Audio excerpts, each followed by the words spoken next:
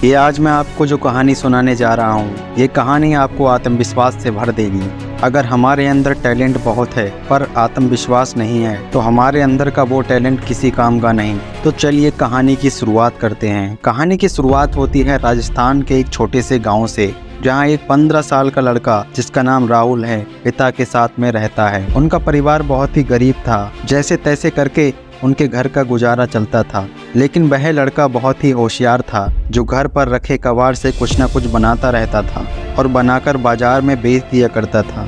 एक दिन उसके घर पर रखा रेडियो खराब हो जाता है और उसके पिताजी को रेडियो सुनना बहुत पसंद था। उसके पिताजी बहुत परेशान हो जाते हैं। अपने पिताजी को परेशान देखकर वह लड़का सोचता है क्यों ना इस रेडियो को ठीक कर दिया जाए।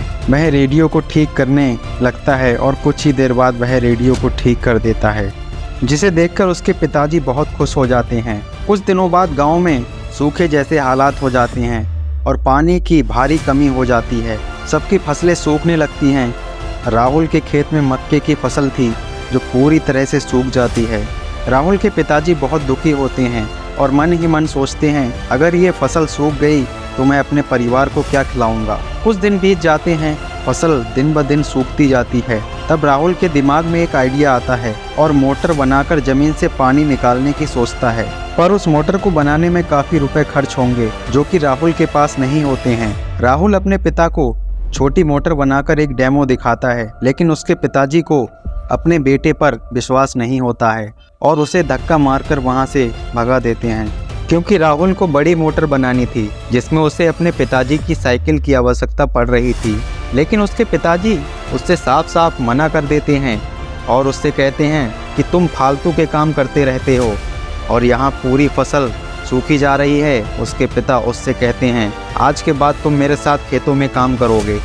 राहुल अपने पिताजी के साथ खेतों में काम करने लगता है, लेकिन वहीं फसलें सूखती जा रही थीं, जिससे गांव वाले गांव छोड़कर जाने लगते हैं। लेकिन राहुल गांव वालों से कहता है कि हम एक बड़ी सी विंड मिल बनाएंगे। तब उसके दोस्त व गांव वाले मान जाते हैं और राहुल के पिता से उनकी साइकिल मांगने लगते हैं और वो अपनी साइकिल दे देते हैं और उसे काटकर एक विंड मिल बना लेते हैं।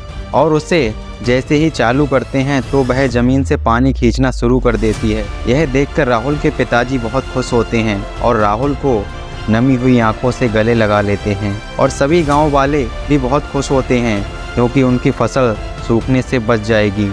हमें किसी भी परिस्थिति में हार नहीं माननी चाहिए, ये कहानी हमें सिखाती है, और लगातार प्रयास करते रहना चाहिए। तो दोस्तों, ये कहानी आपको कैसी लगी? अगर आप भी राहुल की जगह होते तो आप क्या करते? कमेंट करके ज़रूर बताना। तो मिलते हैं दोस्तों अगली कहानी में।